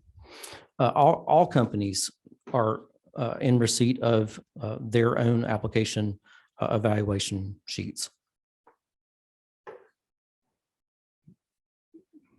Is this process ever repeated in the future for more like once these 6 have the licenses, is there another RFP in 3, 5, or 10 years? The contract, and if this doesn't answer your question, feel free to follow up. The license contract is valid for 5 years. It's non-transferable. There are some activities or events that could trigger that process sooner than 5 years. For example, if a company is unable to produce low THC oil and products within the 1 year, if their license is revoked for any issue, then that would provide an opportunity window for this RFP process to begin sooner than 5 years. Would you think that if, once these 6 licenses are, once this whole process is closed, not active anymore, and the 6 licenses are given and 6 businesses know how they got the licenses, when there's a new RFP in 5 years, would you say they have a greater advantage on doing a new RFP because they know what they did to get the RFP? And the others don't know what they did in comparison? I don't have an opinion on that at this particular moment. I mean, I think if I had to respond immediately, definitively, I mean, I would say I think that all 69 companies that submitted provided there would be no changes, and that's not the case. And I'll come back to that if I may. But I think if this exact RFP process were repeated, I think that the 69 companies that applied would have a little more insight than a 70th company, for example, that did not apply previously, just because of the experience. But I think more in the direction representative of what you're asking is, this General Assembly passed SB 195 in the last legislative session, as you all are aware, and that included language for this commission to update and tailor this process from the lessons learned in the current process. And so I think, Representative, to speak to the direction that your questions have pointed, I think that the General Assembly utilized a process that used a familiar framework that's been used thousands of times in our state to go through competitive application process. That has been wisely utilized in other universes for similar contracts, not cannabis, but similar competitive situations with a limited number of contracts available. So I think that that's the reason that that structure was chosen. And I think that the passage of SB 195 continues to speak to the importance of anything that's developed for a new RFP process to remain in keeping with those requirements. Last question. I see in 1612-220-A, it limits the inspection of public records. Do you know if that limits this legislative body for the purpose of legislative reasons to subpoena the unredacted RFPs? I don't have the legal insight to speak to the legal subpoena of records. I know that the language for this body obtaining records from the commission was updated with the passage of SB 195. I don't recall what the process is for obtaining application records, or if that applies. Thank you, Chair. No more questions. Thank you. Let me be sure I'm trying to follow through all the questioning and all. But one of the questions that I had was, did y'all use a third-party consultant to help analyze this? But did I not understand you say that was confidential and you couldn't tell us that? That is correct. That would be a part of the evaluation process, and I could not speak to that. And all of this is covered under the HOPE Act or other state laws? The HOPE Act specifically for this application It sounds process. to me like what we need to do is rewrite the law. Because what I'm gathering right now is we could probably go into session, rewrite the law to get something on, get an operation into operation and get product on the shelf quicker than what's going on right now. What do you guess, Mr. Tonnage, right now is going to be the time frame for the litigation or the appeals that are out there right now? How much longer do they have? Or if we get the courts involved, we could be here until doomsday. I think, Mr. Chairman, you have insights that touch on all the topics that I would have touched on that are definitely dynamics in the process. Because of those dynamics, it makes it very difficult to point to a specific window of time when the protest process or any subsequent or potential litigation may be So the resolved. protest process and any litigation, it could go on for quite a while, couldn't it? It's possible, yes, sir. All right. Bradley.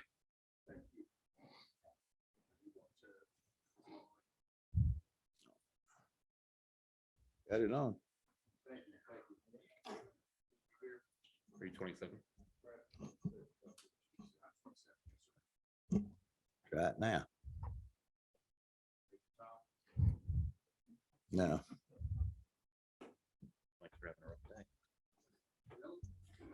Can you hear? Okay, there we go.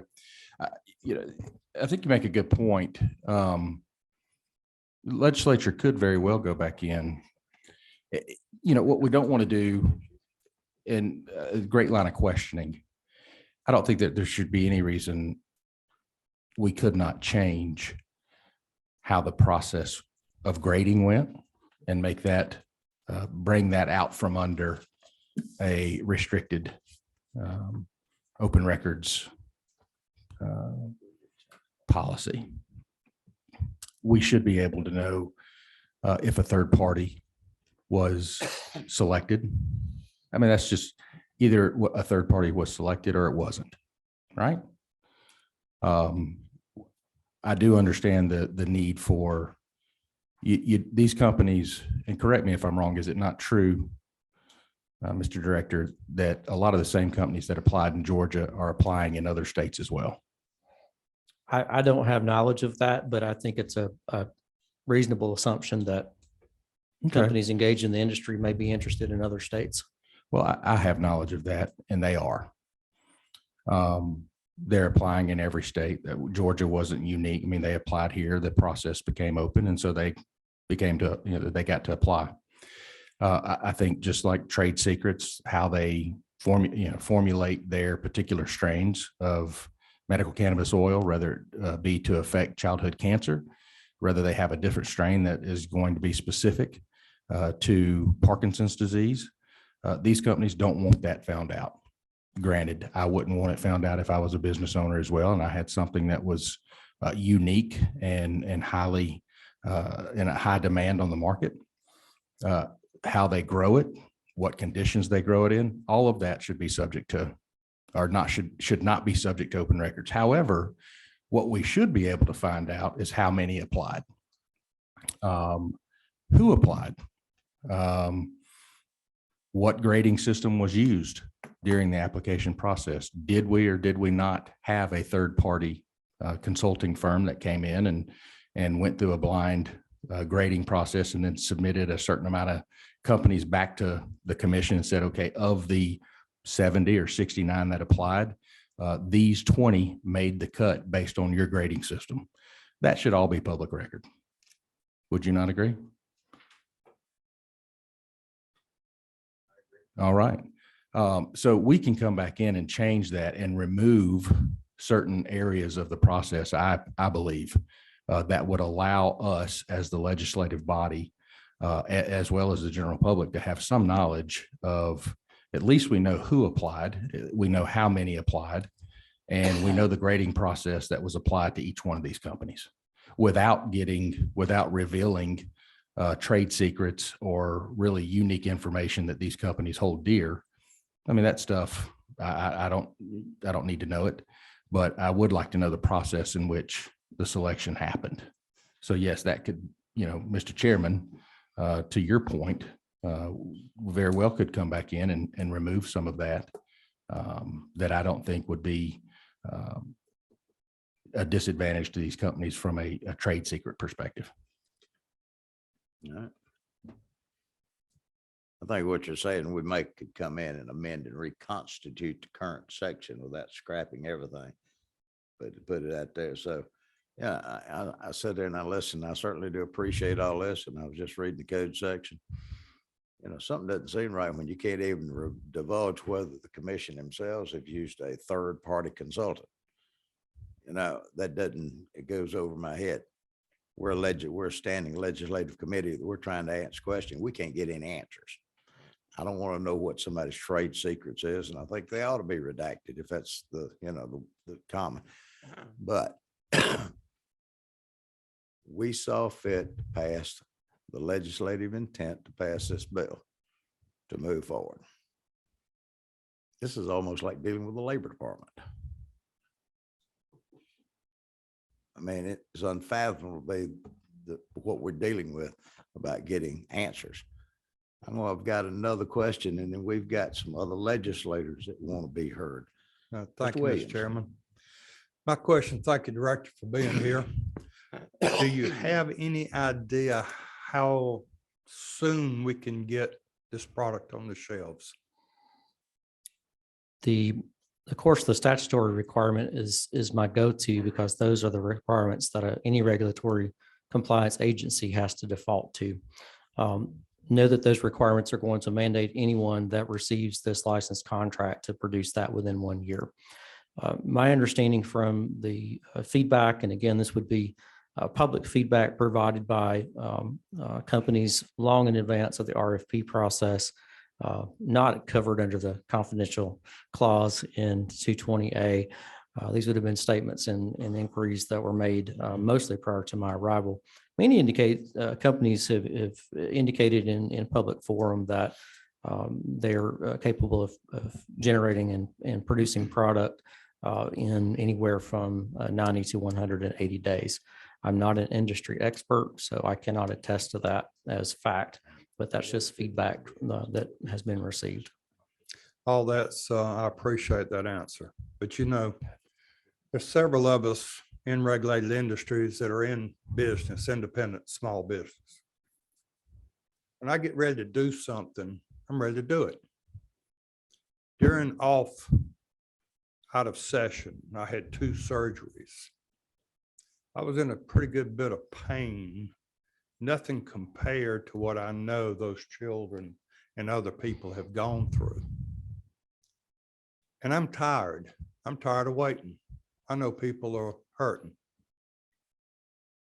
What is the likelihood that the state of Georgia could rewrite this law that we can contract with a vendor in another state that is currently making this product, and we could have this product on the shelves in Georgia within a month?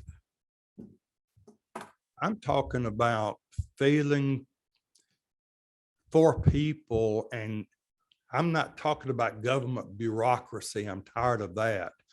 I want to deal with getting people help.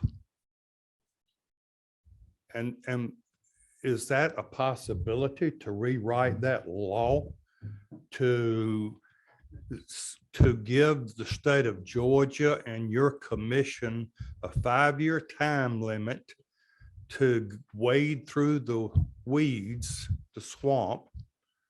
But in that period of time, we could contract with a vendor in another state to get relief to our people here in the state of Georgia.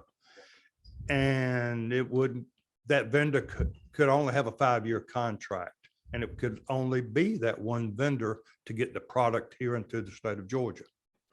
I'm wanting to get, bureaucracy is for the birds. I want to get people help today, next month. I know the families also, we all do. And we hear the cries. Nothing will tear your heart out more than to have your child hurting and going through this stuff. We got to do something. What is the answer? It's not lawsuits, not lawyers. I don't know how. We've got to do something. We got to do something. Thank you, Mr. Chair. Thank you. Cut some of these lights off. Mr. Washburn. Thank you, Mr. Chairman. This may have already been addressed and answered, and if so, I apologize. What's the process now in dealing with the protests, and when you come to some final decision about the licenses will be issued, how long will that take from today? Thank you, Representative. It's a fair question and one that I am happy to answer. The protest procedures outline a specified period of time for any interested applicant to file a written protest to the 6 selected intended contract licensees.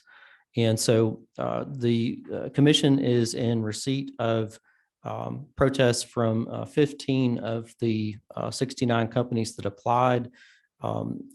6 of those companies protested both the Class 1 and Class 2 notice of intent to award.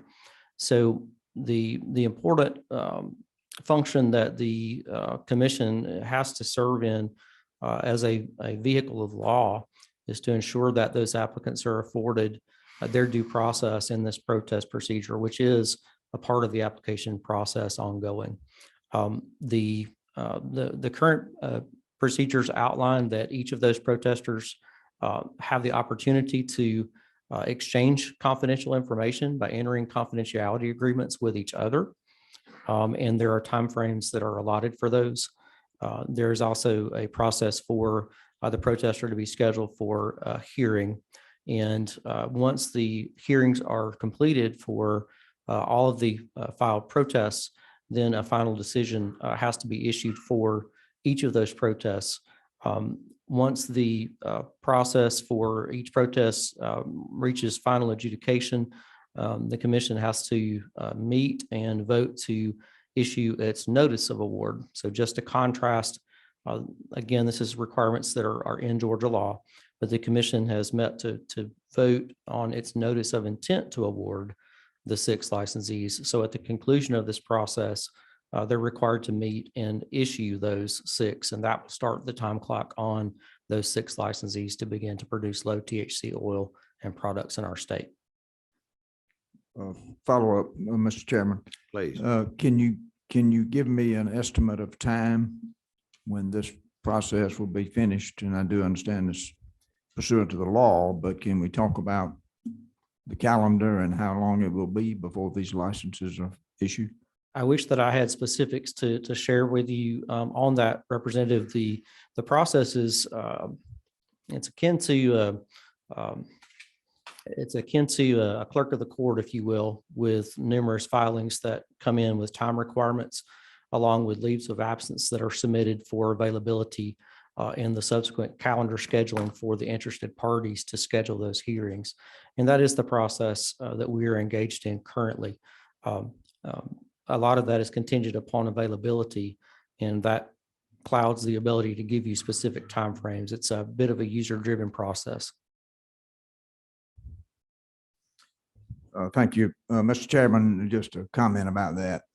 Obviously, everybody here, and I understand you give me the best answers you can, but this process of not knowing how long and just waiting and not having answers, and I understand you can't give them. I understand that, but I think we all would agree this is very frustrating to the public, and of course, very frustrating to these patients that need this medicine. And again, I know you can't help that, but I think it's clear that there's a lot of frustration with these kind of delays and just no answer as to how long this is going to be. Thank you, Mr. Chairman. Thank you. Got a couple of members want to be heard. We have the soon-to-be Dean of the House and my distinguished cousin, Senator Powell Sims. I think they want to come up and contribute to this discussion. We're seeing a lot of things, and Mr. Tunney, I want to tell you, we're not attacking you. We understand that you're only doing your job. We don't know who your board is. I'm sure that you passed our invite on to them, but because of hide behind the cloak of secrecy to everything, you probably don't want to be known. But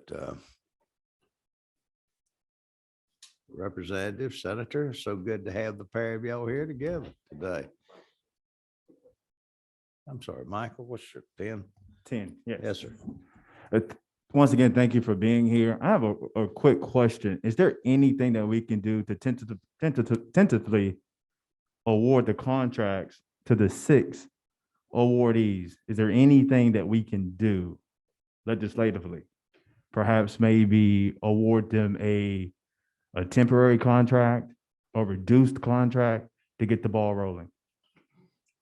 Not to my knowledge, Representative. I think those are excellent questions. And Mr. Chairman, if you don't mind my saying so, I certainly want to say I appreciate the questions from this committee. And one of the most important things that I can convey is that we certainly share in your passion for getting this done. So for that, I want to be sure and say thank you, because it is good to see support from this committee and from this House to make sure that this process is successful and that it moves forward. Very, very grateful for that. The remark that I'd like to add, if I may, is just that we want to be very careful to do this and do it right. It's important that we do so that what we have done up to this point is not overturned on some technicality or on some flaw because we didn't do this right. So we're working very hard to execute this correctly and accurately the way that the law is currently written. And we certainly appreciate your ongoing passion for that.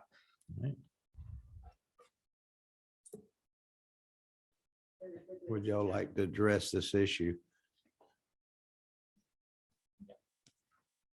Thank you. Very quickly, Mr. Chairman, thank you so very much for allowing us to come and express some concerns from constituents in our district, and Representative Green will take it away.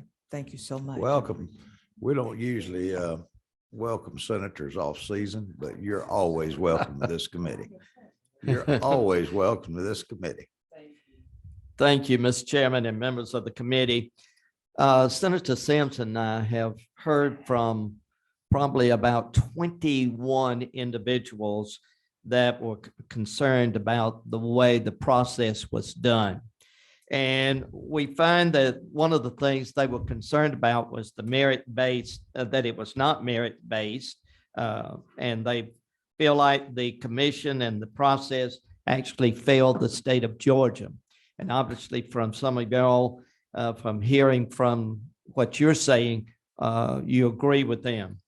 Amateurs, I know they had good intentions, but they feel like amateurs inadequately judged highly very technical applications through a process that they deemed failed the state of Georgia.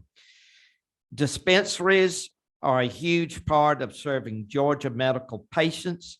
Plans for this were not even included as discussed for licenses granted, which require winners to run them. And that's been a real concern.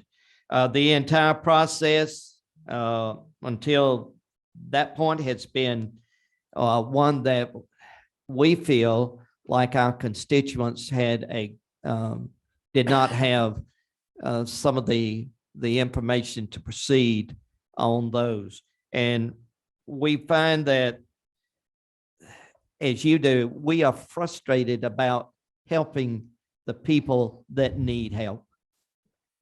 We have over 100,000 people that are waiting, and they are not being served.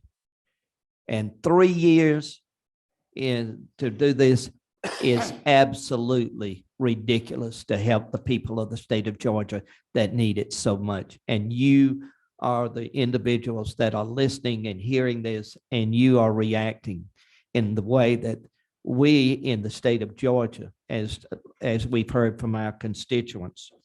We believe the only way forward, and this is from the group, is to redo the evaluation and do it in a professional manner, and to do what Florida has done, and that is they have moved to bring forth the individuals that were not awarded without reapplying. Florida solved the issue and solved the problem, and they made remedies.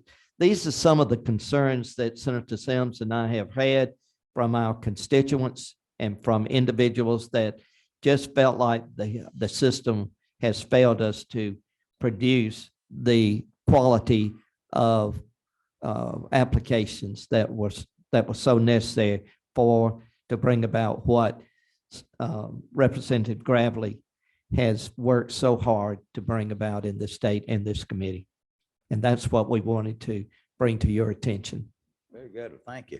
Do we have any questions? Any of the committee members want to ask the senior most High Alted Senior Representative Green and our distinguished friend from across the hall.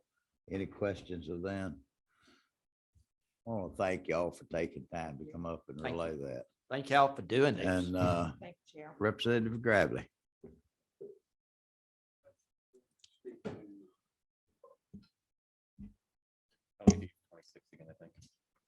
Track 26. Thank you. To address Representative Williams's question, and I want to echo the sentiments of Chairman Powell. This is not an attack on Mr. Turnage.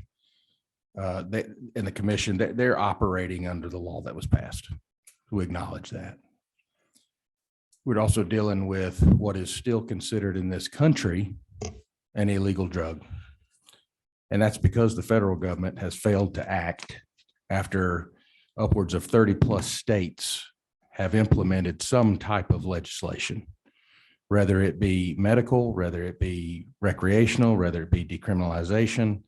And the federal government has yet to act to reschedule this particular substance down to even if a Schedule 2, a 3, a 4, the medical review papers that have been done on this, just the individual states that have taken it upon themselves to enact state legislation ought to have caused our federal government to take a very serious look at this issue.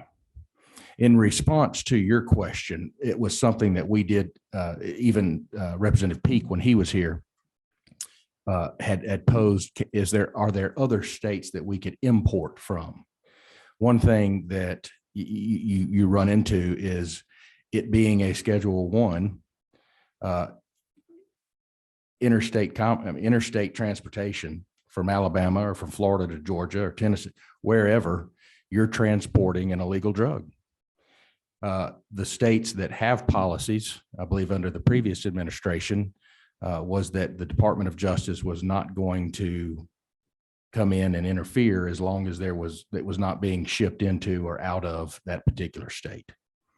So the states that have programs that are in progress or are active at this moment are highly cautious because they don't want their state to have to get into any type of legal scenario of having the product that is produced in their state shipped to another state. You also have to find out how would the state of Georgia drive to another state in a state vehicle or a state marked transportation, a plane or whatever,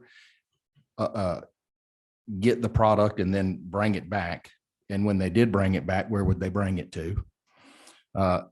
Is the product that they would go and get, are they getting product? Because if you're dealing with Crohn's disease, that may be a different strain than if you're dealing with Parkinson's disease. If you're dealing with Dravet syndrome or you're dealing with some form of epilepsy, your THC levels are going to vary on what that particular diagnosis would require. Are we dealing with seizure control or are we dealing with pain control? The oils are manufactured in a manner that is going to address those particular symptoms. And so if we were going to get something, what would we be going to get? I like the idea. I thought we talked about it. Is there somewhere we could get it? The problem that we came into was, are the other states agreeable to allowing their product to be transferred into Georgia? And is Georgia going to go get it and bring it back? And when we do get it, do we have some type of state pharmacy or a pharmacy that it would be delivered to and dispensed from there? And how much of it would be dispensed? They're a great question. I think we're all at a point where we're looking at what can be done immediately to ease the pain and the suffering of these particular citizens, many of whom I've talked to who have not reapplied or renewed their medical cannabis card, because one family told me, why do I have a card if there's nowhere for me to get any medicine? And I can't go out of state anymore to get it. So I can't even have it on my having the card allows me to have it on my person and not be immune from prosecution. However, I can't, there's nowhere for me to get it to have it on my person. So why am I going to pay the state to have a card for a substance I can't access or have on my person or get anywhere? And so that's what, in this particular upcoming session, I think a very immediate, very intense discussion needs to happen on what we can do for these patients to get them the oil that they need. I mean, this is something that we tend to be talking about every single session, and I'm up for anything at this point to help these patients, both young and old.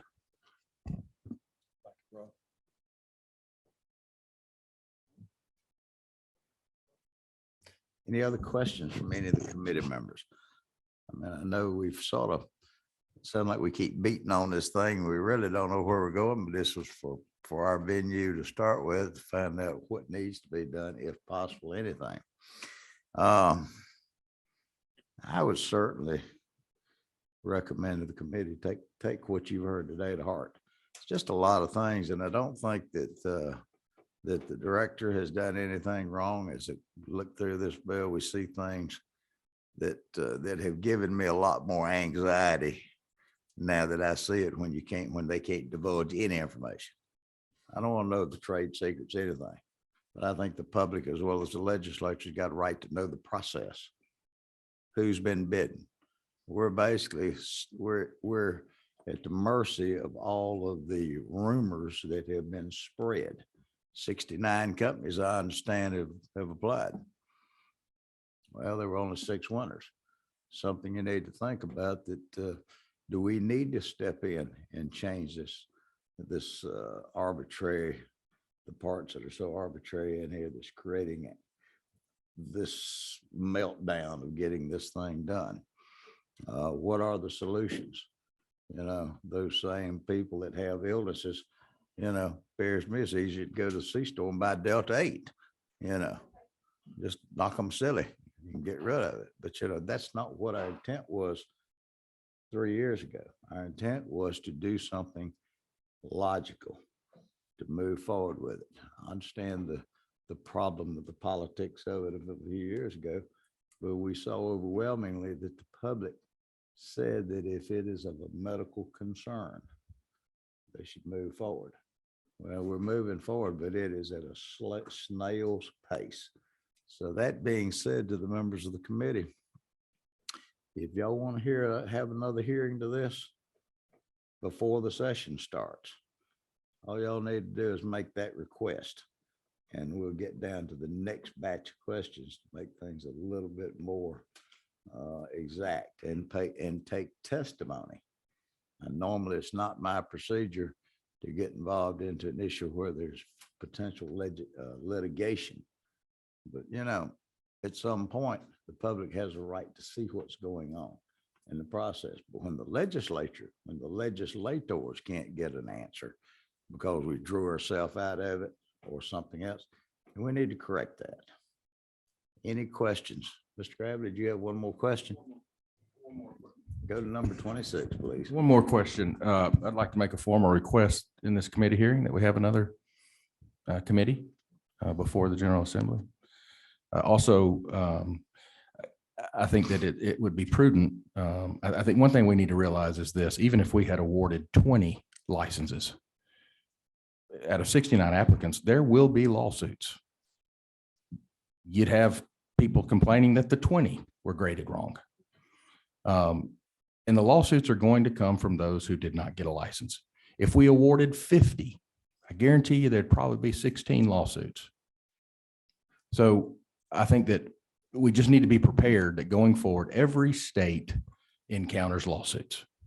And that's just something we're not going to do anything. We can limit our exposure as much as we possibly can, but going forward, every state has experienced it, and we need to be ready that even if we increase our licenses, I know the public hearing that was held when the awards were announced, I believe it was back in July, because we were at caucus meeting watching it. The chairman had mentioned that if the legislature wanted to undertake reviewing the possibility of adding 3 or 4 additional licenses, even if we were to do that, and let's say we had 10, we're going to have more lawsuits. That's just going, litigation will always be a part of it, because you have people, if anytime you're applying for something like that, you have people that if they did not receive one, they want to know why, and they're going to file litigation. So that's one thing. Secondly, I think it's, I would be up for anything. Mr. Free Chairman. enterprise, my observations, free enterprise system generally works. Hmm? You know, competition is nothing bad because of competition. It's exactly, I think it's You got important. 69 applicants out there, and undoubtedly there was a ton of them were into it strictly for the making of money. That's a good thing. One follow-up. If you want to do it that way, set the criteria and let the free enterprise system work, possibly. Yes. And then the other possibility is, you know, we can look outside the box. This committee is well familiar with the three-tier system. Mhm. We could do a three-tier system for this. And that would just file up a lot of their plank house because they wouldn't control it from grow to sale. Exactly. But it's something that works. It works with alcohol. Doesn't necessarily mean it couldn't work for another product. If I may, one final thing. I think it's important to note that from the beginning, everyone had insisted, you know, where is the medical community on this? And I would like to applaud the Medical Association of Georgia, who has in the last 2 years taken an active role in support of getting more information, more research-based documentation and data to support the medical aspect that we here in Georgia have been trying to achieve. And I think it needs to be noted that we do have the support of our medical association here in Georgia, and there are doctors a part of that association who are treating patients and wanting to know more so that their patients are getting good product. So we finally have them at the table, and that, you know, with all of the stakeholders there shouldn't be a reason we can't get something done. Thank you, Mr. Chairman. Thank you. My good friend, Chairman Jaspers. I wasn't asleep. So he punched me about. I just got a question, just kind of Chairman Gravely, just piqued my interest on one thing about that meeting. When you said, and when they awarded the 6 licenses, you said that it'd be good if we could do 4 more. Was there a reason that you picked 4, not 5 or 6? Was there something that, I don't know if you did it or the chairman of the, I'm not, you know, what was the basis for that? Sure. I'll speak to Representative Gravely's correct at the July meeting. The chairman did make that statement at the July 27th meeting, which was held in Northwest Georgia. And I don't know the basis for the 3 or the 4. But, you know, I think that this committee's insights are likely in the same direction. I think that there's the same desire from this commission that you have, which is to see patients get that access and to see that access available and affordable at the corners of the state. I didn't know if it might have felt that those 4 would have alleviated the lawsuits, but I'm like, Mr. Gravely, you're gonna get sued no matter what you do. But I didn't know if there was something in that little 4 that was key. That's why I was just curious. Thank you. Well, let's see 26 blinking again. Is that you? Mr. Washburn? Thank you, Mr. Chairman. I'd just like to thank 2 people today. I'd like to thank the executive director for coming and for his patience and his thorough answers. And we realize we are filing a lot of complaints here today, some of which you, or none of which perhaps you have any control over. And I know you're doing your best to do your job. Some of the problems that we see here and the results of those problems are in areas of which you have no control.